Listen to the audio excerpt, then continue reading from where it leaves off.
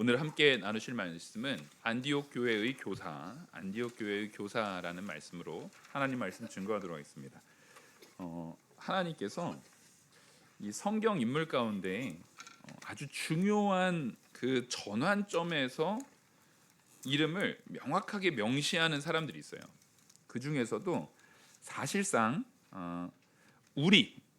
지금 사실 우리는 이방인이잖아요.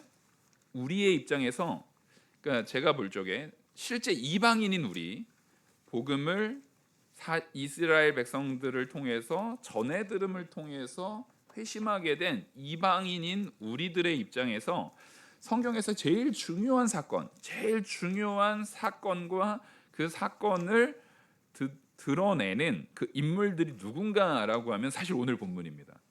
이 본문이 이방인인 우리 입장에서는요 굉장히 중요한 사건이에요. 왜냐하면 이 안디옥 교회 그리고 이 사람들을 통해서 오늘 바나바와 사도 바울이 안수를 받고 사도 바울이요 여기에서 이방인의 사도로 파송을 받는 것이 지금 오늘 장면입니다. 그리고 그 교회가 이렇게 파송이 되는 하나님의 놀라운 사역을 세워나가는 그 바울이라는 인물, 사실은 여기 사울이라고 기록이 되어 있죠.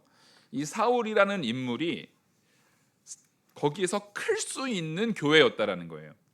사울은 기본적으로 이스라엘에게서 제일 유명한 기독교인을 박해하던 대표적인 인물입니다. 너무나 유명했어요.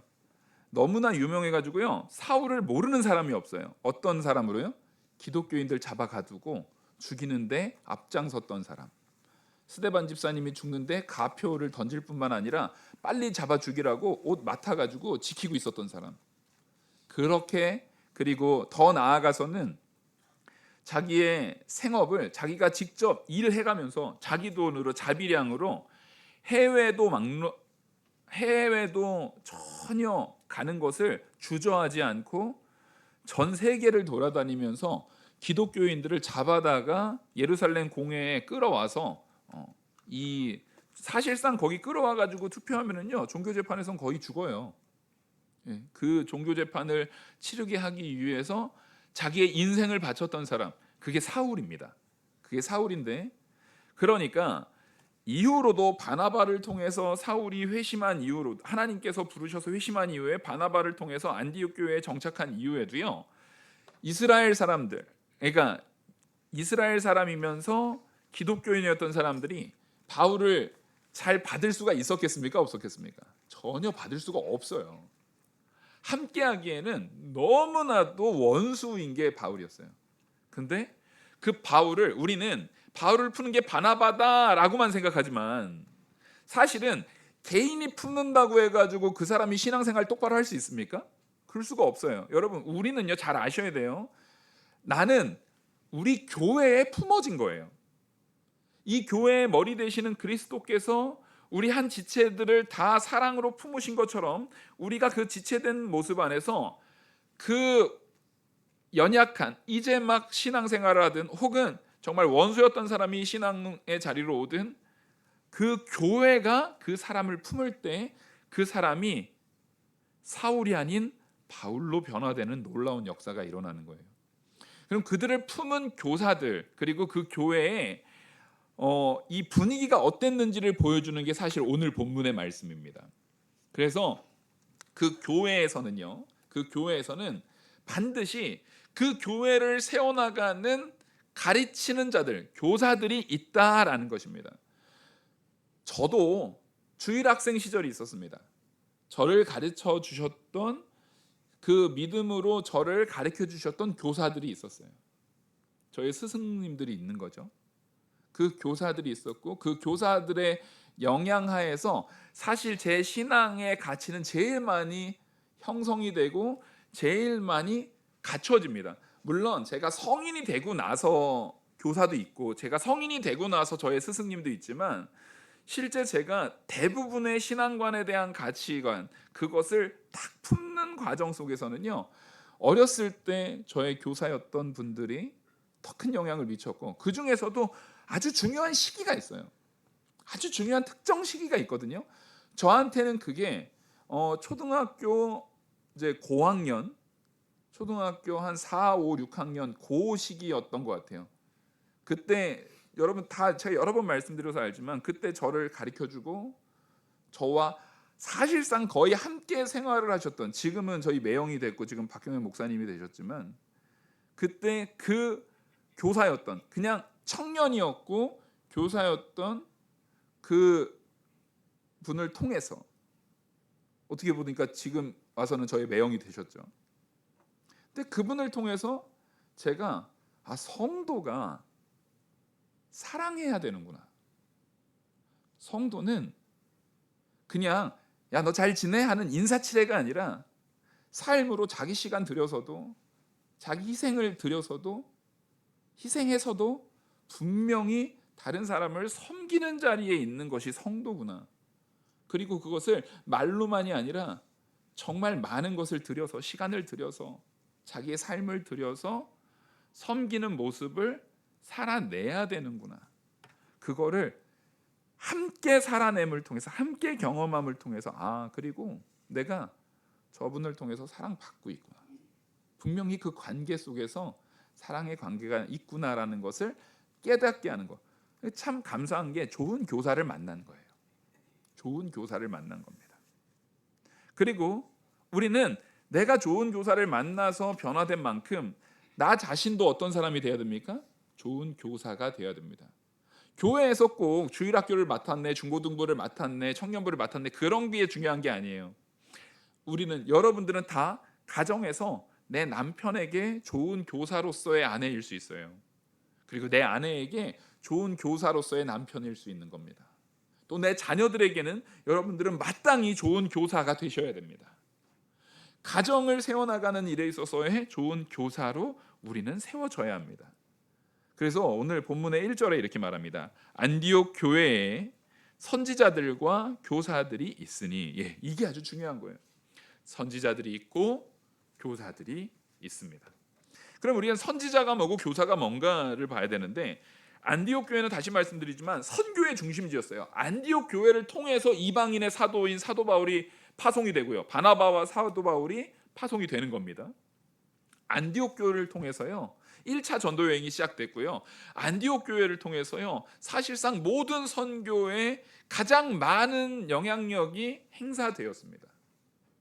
근데 그 안디옥 교회, 그 선교 중심지가 되는 안디옥 교회에 좋은 선지자들이 있었고 교사들이 있었기 때문에 그 사람들로 하여금 누가 세워진 거예요? 사울이 바울이 된 거예요. 사울이, 여기까지도 사울로 불려졌던 사울이요, 사도 바울이 되어지는 데는요 그 안에 있었던 선지자들과 그 안에 있었던 교사들의 뭐가 있었습니까? 보호함과 생활과 섬김과 사랑이 있었기 때문에 사울이 바울이 되는 겁니다. 거기에 가장 대표적인 인물이 바나바일 수 있죠. 우리는 바나바에 대해서 잘 압니다. 근데 바나바 혼자이지 않았다라는 것입니다. 우리는 선지자를 말할 때요, 구약 시대의 선지자와 신약 시대의 선지자를 우리가 어떻게 구분해야 되는가에 대해서 고민이 있을 수 있어요. 근데 기본적으로 선지자는요, 구약 시대나 신약 시대나 하나님의 말씀의 인도를 따라서 전한다라는 의미에서 같습니다. 근데 이제 신약 시대의 선지자는 거기에서 예수 그리스도가 더욱더 분명하게 드러나게 하는 역할을 가지고 있죠. 더욱이 예수님의 공생애가 지난 이후, 지금 오늘 사도행전이 기록되고 있는 이 시점에서의 선지자는요 훨씬 더 그리스도를 더 드러내는 일, 그리스도를 온전하게 나타내고 그리스도를 온전하게 세워나가는 일에 더 열심을 낸 의미에서 선지자라고 말할 수 있어요. 그리고 이 선지자라는 것은 일종의 순회 목회를 했던 사람이라고 우리가 봅니다. 일종의 순회 목회. 왜냐하면 당시에 예루살렘 교회가 중심이 되었고 예루살렘 교회를 중심으로 해서 소아시아의 여러 곳에 교회들이 생겼단 말이에요. 교회들이 생겼어요. 왜냐하면 예루살렘 교회가 워낙에 박해가 있었고 또 디아스포라 유대인들이 많았기 때문에 그곳에 다 목회자가 있지 않았습니다. 지금 딱 보면은요, 안디옥 교회에도 지금 현 시점에서 안디옥 교회 목회자가 있어요, 없어요? 지금 목회자가 없어요. 선지자들과, 만약에 여기 목회자가 있었으면은요 감독이라는 단어를 썼거나 아니면 장로라는 단어를 썼을 겁니다. 당시에 감독과 장로라는 단어는요, 목회자를 말하는 것이 거의 90% 이상입니다. 물론 오늘날의 장로님을 말하기도 해요. 그런 교회도 있어요. 예를 들어서 예루살렘 교회에는요, 실제 목회자와 장로에 대한 부분이 구분되어 있는 모습이 있었어요. 왜냐하면 예루살렘 교회는 교회 중에 가장 갖춰져 있는 부분이 있었기 때문에. 근데 더 많은 면에서 서신서에서 쓰임 받는 장로다라고 말할 때는요, 목회자를 말했고, 감독은 정확하게 목회자 중에서도 거의 사도입니다. 목회자 중에서도 거의 사도로 국한돼요. 아니면 사도 아닌 사람인데 감독이다라면 한 야고보 정도, 예수님의 동생 야고보 정도. 그러니까 사도 아니면은 정말 당시의 기독교계의 가장 중요한 지도자 있잖아요. 가장 중요한 전체 가장 중요한 인물. 그러니까 야고보 정도가 될 거예요. 그런 사람을 감독이라고 말했고, 대부분의 이제 그냥 목회자를 장로라고 불렀습니다. 근데 여기에는 감독이나 장로라는 명칭이 나와요, 안 나와요? 안 나옵니다. 사실 안디옥 교회는요, 목회자가 없었던 거예요. 그러니까 담임 목사가 없었던 거예요. 근데 그런 교회들이 이 시대에 되게 많았습니다. 그런 교회들을 어떻게 했냐면요, 선지자라는 이름으로 순회 목회자들이 있었어요. 그래서 우리가 초기 이제 기독교 초기 문헌 한 3세기, 4세기, 5세기경의 초기 문헌의 내용을 보면은요, 이런 게 있어요. 순회 목회자를 기록을 하는데, 순회 목회자는 그러니까 한 곳에 오래 머무르는 사람이 아니에요. 오래 머무르면 안 돼요. 오히려 뭐라고 했냐면, 순회 목회의 사명을 받은 사람이 한 자리에 오래 머물렀다. 담임이야 당연히 당시에 장로나 담임 목사나 막 이런 사람, 예를 들어 디모데 같은 경우는 당연히 한 자리에 오래 머물러야 되는 거죠. 근데 그게 아니라 순회 목회의 사명을 받은 사람이 있어요. 이 사람은 다니면서 설교하다가 항상 어디 가서 보고해야 돼요? 예루살렘 교회 가서 보고해야 되는 거예요. 근데 이 사람이 한 자리에 오래 머무르려고 하는 경우가 있어요. 그러면 비판받았습니다. 야, 그 사람 그거 정상적인 순회 목회자 아니다. 정상적인 선지자 아니다. 그 사람을 선지자로 표현했거든요. 그 사람 정직한 사람 아니다. 왜냐하면 순회를 다니다 보면 자기한테 잘해주고 자기가 이기 편하고 좋은 환경으로 되어지는 공간들이 있어요, 없어요? 있어요. 거기 머물고 싶었던 거예요. 그런 경우를 비판하는 기록들이요, 3세기, 4세기, 5세기 경우에 있어요. 그러니까 이 순회 목회는 기본적으로 어디에서 명령받아 가지고 다녔냐면요, 예루살렘 교회가 이제 모든 교회의 핵심입니다. 그래서 거기에서 사도 바울도 사실상 안디옥 교회에서 파송이 됐지만 나중에 선교 보고할 때 반드시 어디를 가요? 헌금 가져다가 예루살렘 교회를 가요. 그래서 안디옥 교회가 어떤 개념이냐면, 안디옥이라는 위치 자체가요, 예루살렘하고 가까워요. 그나마 이방 중에서 예루살렘 교회와 가장 가까운 위치가 안디옥이에요. 그러니까 이 안디옥 교회는 어떤 개념이냐면, 정말 언제든지 다시 예루살렘 교회가, 이제는 박해로 인해서 예루살렘 교회가 완전히 제일 어려운 교회예요. 지금 제일 힘든 교회예요. 그럼에도 불구하고 모든 것의 이 대표성은 예루살렘 교회에 있는데, 거기가 이제 박해가 끝나고 좋아지면은 안디옥 교회 사람들이 제일 빨리 예루살렘으로 돌아가고, 우리는 사실상 안디옥에 있지만 누구 교회의 지도를 받는 교회다?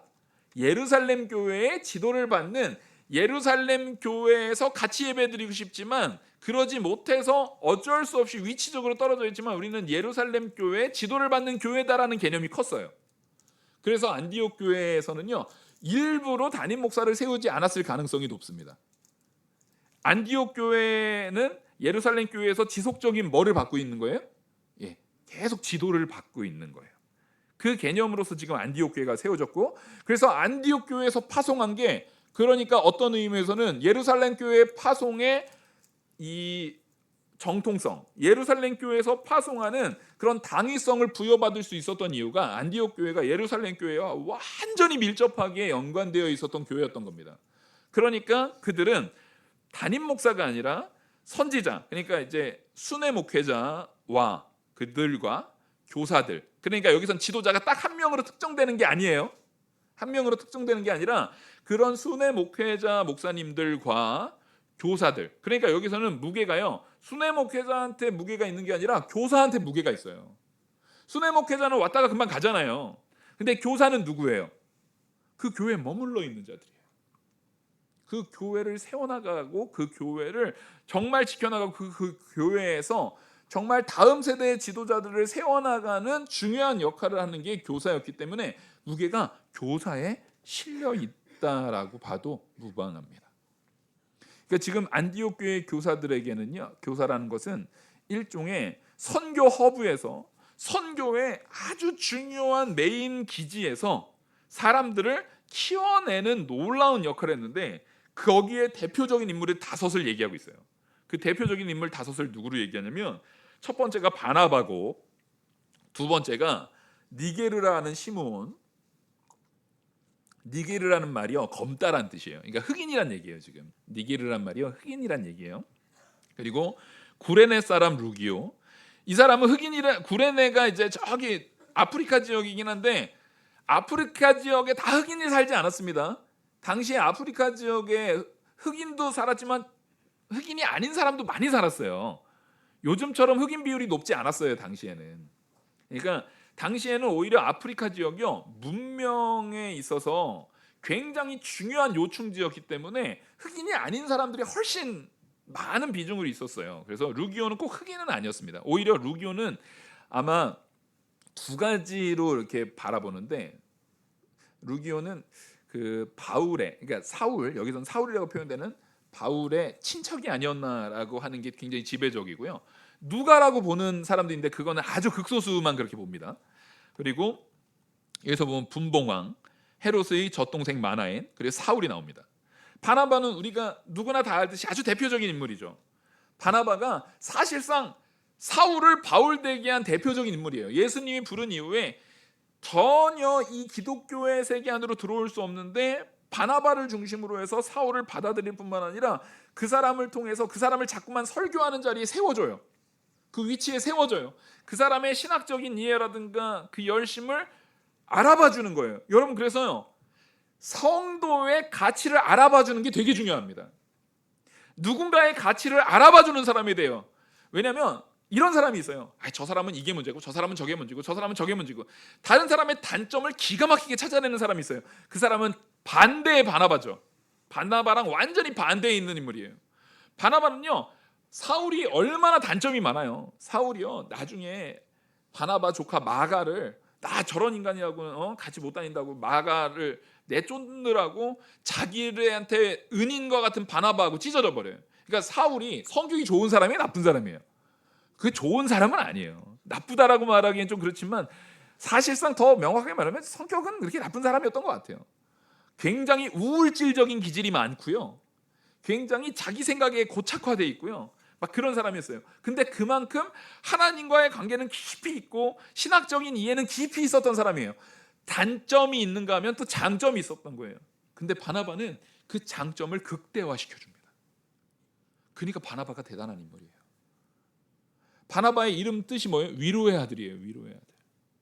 자기 전 재산 다 팔아가지고 사람들을 섬길 뿐만 아니라 다른 사람을 세워주는 일에 있어서는요, 자기의 돈을 쓰는 것도 아끼지 않고 자기의 시간을 쓰고 사람들을 설득해주고 얼마든지 세워나가는 일에 있어서 정말 대단한 사람이었어요. 그리고 바나바가요, 우리는 섬김만 잘하는 사람이라고 생각하지만 아니에요.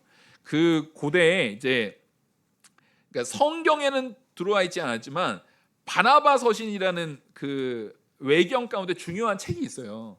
거기서 바나바는요, 엄청난 설교자입니다. 바나바는 설교 잘하기로 둘째가라면 서러운 사람이에요. 정말 설교를 잘했고요, 그냥 잘한 정도가 아니고요, 최고의 설교자로 꼽혔습니다. 최고의 설교가로 꼽혔고 성경 지식이라든가 신학적 이해라든가 이런 거에 있어서요, 혀를 내두를 정도로 훌륭한 사람이었어요. 근데 그 사람이 바울을 인정해 주니까 사람들이 바울을 다 안 좋게 봤단 말이에요. 이게 되게 웃긴 거예요. 사람들이 바울을 다 안 좋게 보는데 그 사람이 딱 한마디 해주니까 바울이 그래, 되게 훌륭한 사람이네. 이런 경험 여러분 안 겪어보세요? 되게 이 사람이 가지고 있는 가치가 되게 부족해 보이는 사람이 있어요. 근데 그 사람의 내면적 가치를 어떤 사람이 딱 알아봐줬는데, 이 사람이 대가예요. 대가가 그 사람을 딱 알아봐주고 사람들한테 이 사람 훌륭한 설교자예요, 딱 얘기 한번 해주는 순간에 갑자기 이 사람이 어떻게 됩니까? 확 올라갑니다. 그게 지금 바나바와 바울의 관계였어요. 그 참 되게 제가 이제 개척교회를 할 때 제일 많이 들었던 게 목회 그렇게 하니까 안 된다. 설교 못 한다. 왜? 쓸데없이 그런 이상한 목회하냐? 쓸데없이 공부하니까 쓸데없이 공부 같은 거나 하니까 목회가 안 된다. 제가 제일 많이 들은 얘기가 이 얘기였거든요. 그러다가 그 위례강명교회 신명수 목사님이 이제 부교육자를 불러주시고 거기서 이제 목회를 하게 됐어요. 이제 청년부하고 청년부를 딱 맡아서 하려고 하는데 청년들도 처음에 모르는 사람이 오니까 설교 들을 때 이렇게 경계를 하잖아요. 근데 어느 날 갑자기 이 청년들의 눈빛이 막 달라지는 거예요.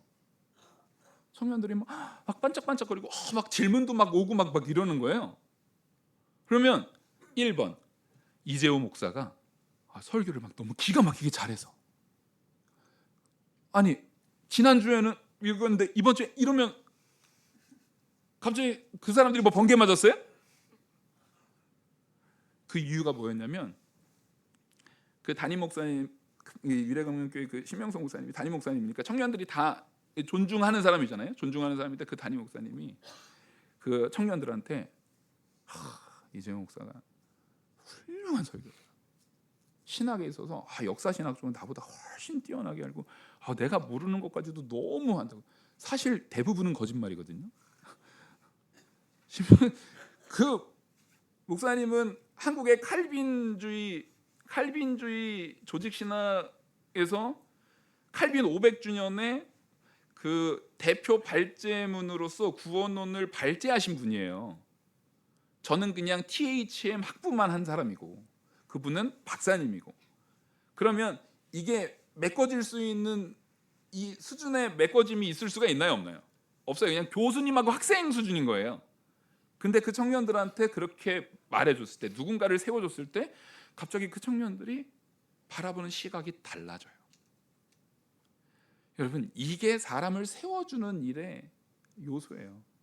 어떤 사람이 별 볼 일 없어 보여도요, 누군가가 그 사람을 세워주면요, 그 사람이 굉장히 귀하게 쓰임받을 수 있습니다.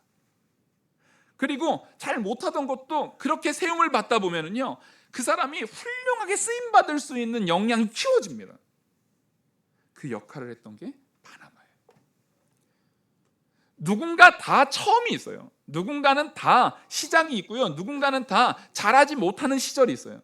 근데 그 시절에 뭐 할 사람이 필요한 거예요? 그 사람을 끄집어내주고 그 사람에게 그 가치를 심어주고 세워줄 교사가 필요한 것입니다. 여러분, 우리 영화교회 정말 모든 성도님들이요, 내 자녀를 그렇게 세워주는 교사가 되시고, 내 아내를, 내 남편을 세워주는 교사가 되시고, 정말 우리 성도가 성도를 서로 세워주는 교사가 되시고, 놀라운 은혜가 넘치는 그런 교사가 가득한 우리 영화교회 되기를 간절히 축원합니다. 그리고 뒤에 보면은 이제 시몬이 나와요. 니게르라는 시몬, 이 사람은 굉장히 많은 의미에서 많은 주석가들이라든가 신학자들이 누구라고 추정을 하냐면은 구레네 시몬이라고 추정을 합니다. 구레네는 뒤에 나오는데요, 여기서 니게르라는 그 흑인 시몬이라고 추정을 하는데, 나중에 이 구레네 시몬의 아들 루포가 나오잖아요.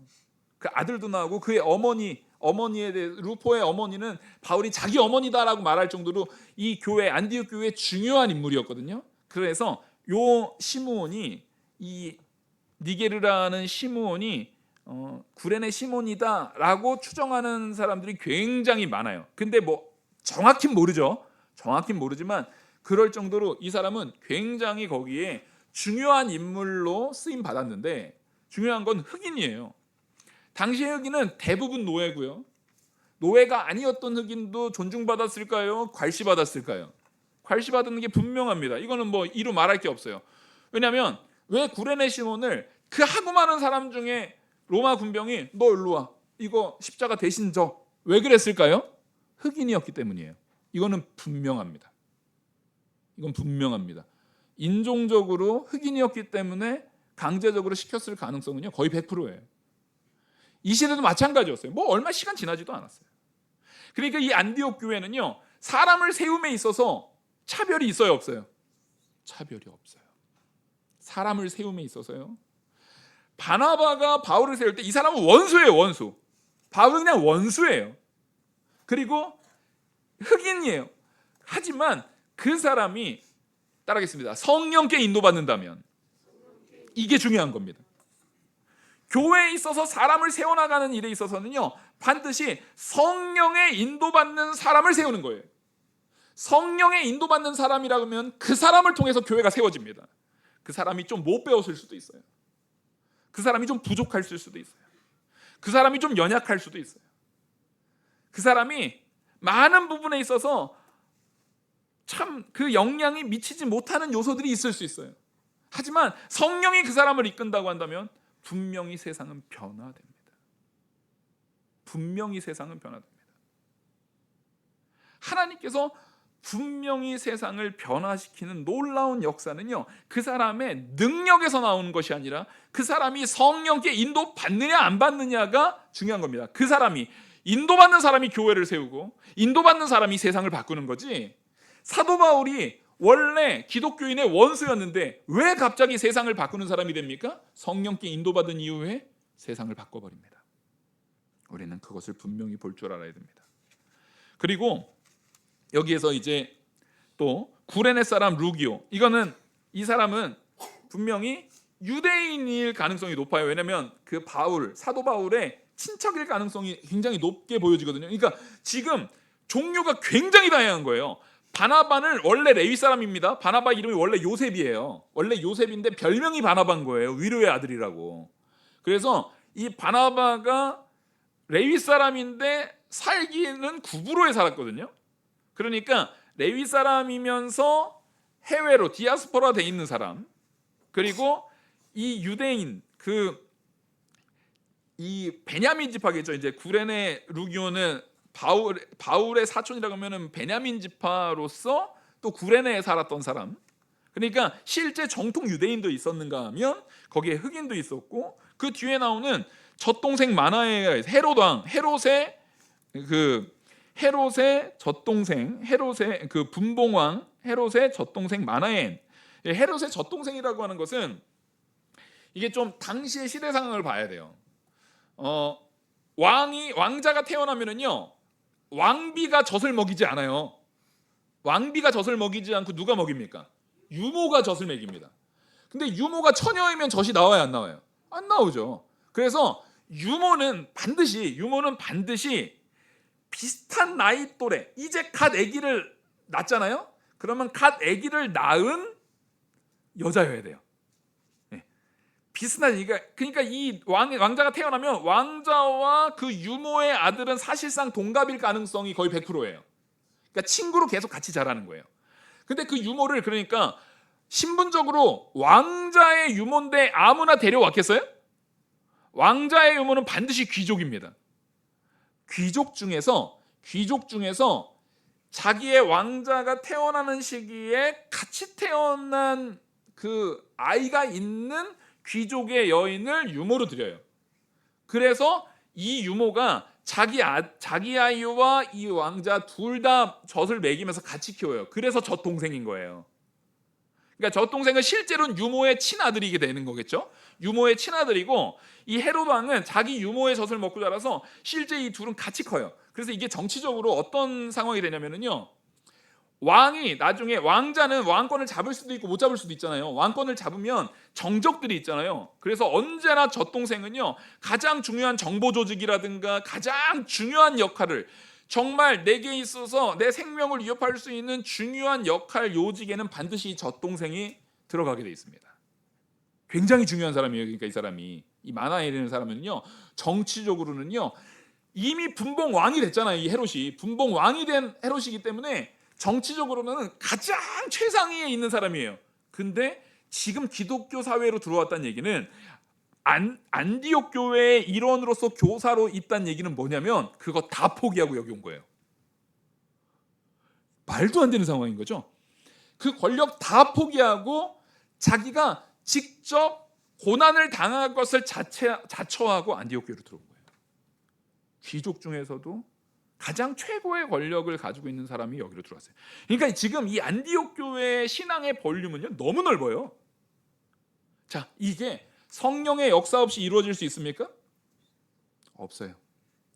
그래서 성령의 사람들, 성령의 인도받은 사람들은요, 그 공동체, 지금 이 안디옥 교회 자체가요, 성령의 인도받은 사람들로 세워지는 공동체니까 또 성령의 인도받을 사람을 자꾸만 재생산해내는 거예요. 그 사람이 흑인이든 정말 큰 권력을 가진 사람이든 상관없어요. 성령의 역사가 있는 교회에서는 그런 사람이 분명히 나옵니다. 그래서 우리 영화교회가 어떤 교회가 되겠습니까? 성령의 인도를 받는 교회가 되야 됩니다. 내가 아무리 높은 권력이 있다 할지라도 성령의 역사가 있는 자리면 그걸 다 포기하고도 그 자리에서 정말 교회를 세워나가기 위한 교사로 나갈 수 있는 자, 그 자가 되는 거예요. 그래서 마지막 인물이 누굽니까? 사울이에요. 사울은 뭘 말하겠습니까? 근데 사울의 일생일대를 딱 떠올려보면 사울의 중요한 말 딱 하나가 있어요. 나는 내가 가진 모든 것들을 다 배설물로 여기고 오직 뭐 외에는요? 예수 그리스도의 십자가의 보혈 외에는. 그러니까 사울이, 성령의 역사를 받은 사울의 가장 중요한 변화는 뭡니까? 예수 그리스도 외에는 다 배설물로 여긴다는 거예요. 그래서 그런 사람들이 2절에 주를 섬겨 금식할 때 성령이 이르시되 내가 불러시키는 일을 위하여 바나바와 사울을 따로 세우라 하시니 이에 금식하여 기도하고 두 사람에게 안수하여 보내니라. 지금 이거 누구 명령대로 이렇게 행하는 겁니까? 성령 하나님의 명령대로 파송하는, 안수를 세웠다는 얘기는요, 이때부터 사도 바울은요 중요한 영적 지도자로 바나바와 둘이 세워지는 거예요. 분명히 원수였던 사람이라 할지라도 성령의 명령을 따라서 세워지는 교회니까 그 사람을 자기들의 지도자로 세워버립니다. 그렇게 성령으로 충만한 교회는 분명한 특징이 하나 딱 나와요. 사도 바울의 고백이 바로 그 특징입니다. 따라하겠습니다. 성령이 충만한 교회는 예수님의 이야기로 충만하다. 이게 가장 큰 변화입니다. 그래서 사도 바울이 나는 예수 그리스도의 십자가 외에는 나머지는 다 배설물로 여긴다라는 말이 이 고백 안에서 나오는 거예요. 우리 영화교회가 성령으로 충만해서 예수님으로 충족한, 예수님 말씀으로 충족한 귀한 성령이 충만한 교회, 그 성령이 충만한 교사들로 풍성히 채워지는 교회 되기를 간절히 축원합니다. 기도하시겠습니다. 은혜와 사랑이 무한하신 하나님 아버지, 진리 가운데로 인도하여 주셔서 이 말씀이 우리 안에 새겨지고 우리 개개인을 변화시켜 주시고 우리 교회를 변화시켜 주시옵소서. 이 모든 말씀 살아계시는 우리 주 예수 그리스도의 이름으로 기도 올리옵나이다. 아멘. 찬송